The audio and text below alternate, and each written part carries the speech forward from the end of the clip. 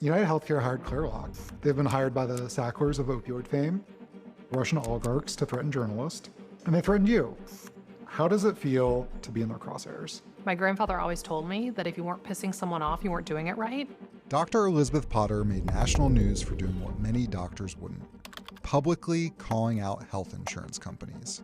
Insurance just keeps getting worse. Dr. Elisabeth Potter, who's performing cancer surgery, scrubs out when she gets a call from United Health. And the gentleman said he needed some information about her, wanted to know her diagnosis and whether her inpatient stay should be justified. And I was like, do you understand that she's asleep right now? Her message went viral, but now she claims United Healthcare is retaliating against her for it, and that it could bankrupt her. Why do you think United Healthcare is afraid of you? I think it's all about money. Dr. Potter is part of an alarming trend.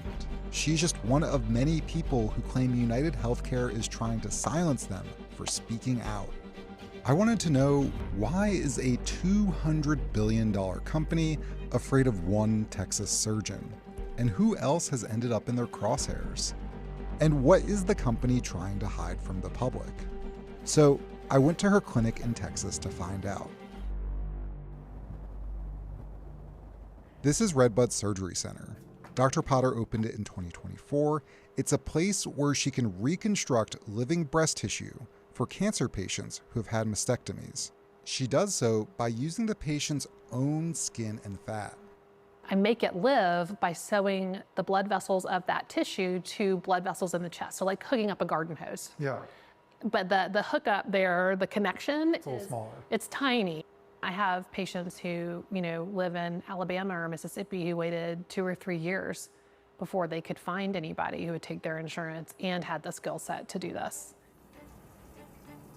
So I built the surgery center. I invested my own money in that, $3.5 million in personal loans and another $1.5 million in savings.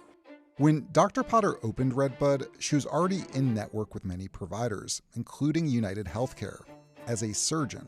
But this new surgery center, with all of its staff and costs, was not. So she needed to hire consultants to pitch Redbud to insurers. So I hired a consultant to ask the insurance companies to let me in network. And that sounds ridiculous, but that's just how it is. Like, I can't just ask them. If I just ask, hey, United, will you let me in network? They say no. And so they were in that process with a lot of insurance companies, including with United.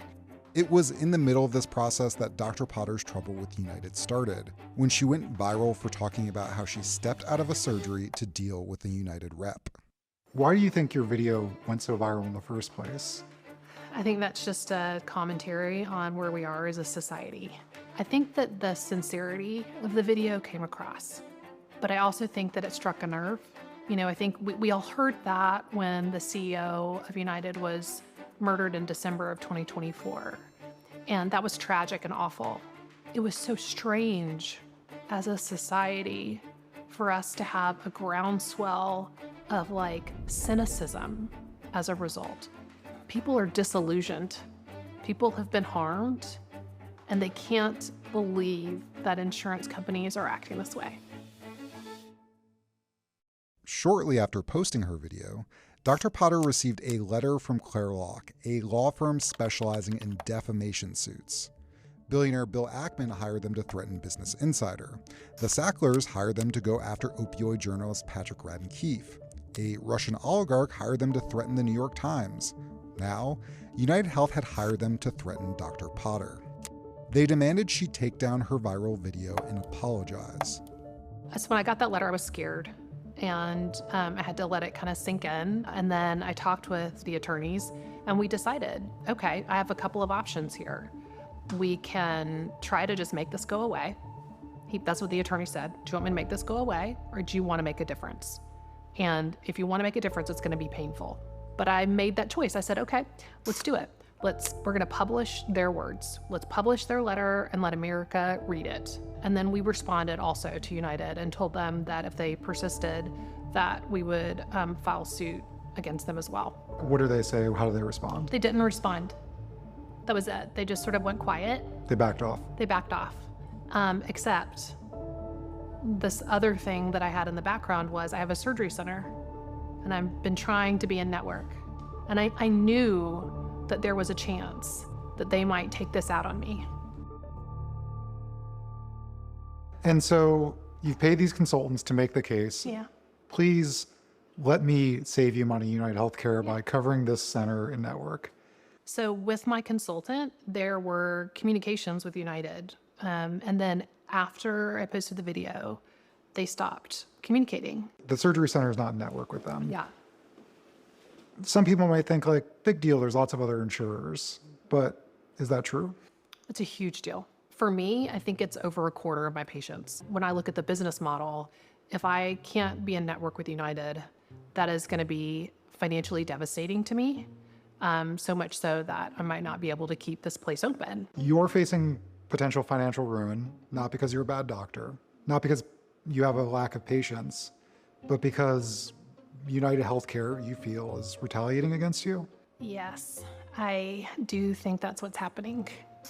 United Health claims their decision to keep Redbud out of network came before Potter's viral video.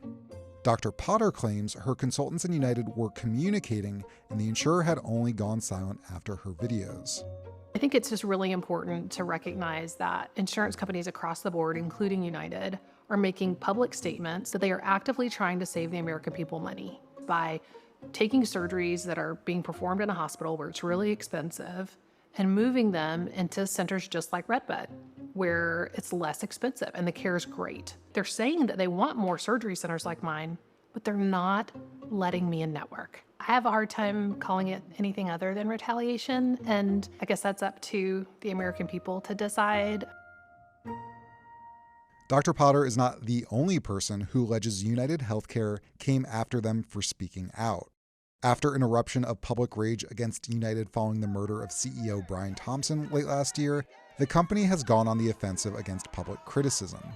In July, the New York Times reported Amazon and Vimeo took down an independent docuseries after United's lawyers sent them a letter warning the series was defamatory.